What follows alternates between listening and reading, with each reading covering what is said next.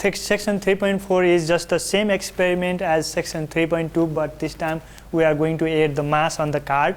So the mass I have taken is 200 gram, and I just put that mass on the cart, and so the fan is turned on with the same previous setting, and it is moving away from the detector, speeding up, and I got these two graphs on the screen. You clearly see this is first one is the position versus time graph, and the second one is the velocity versus time graph. Now we are comparing section this graph with the previous graph of section 3.2.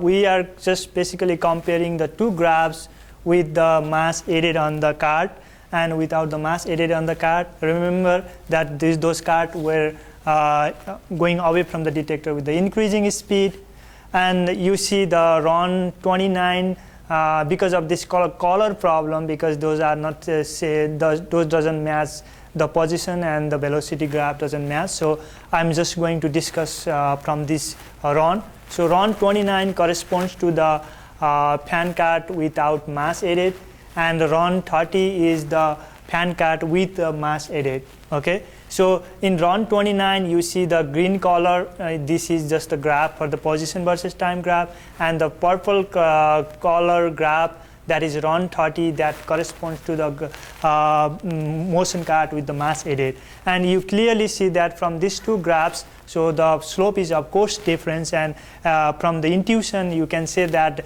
you can decrease the velocity when the mass is added, right? So that means you are decreasing the slope of this position versus time graph when the mass is added.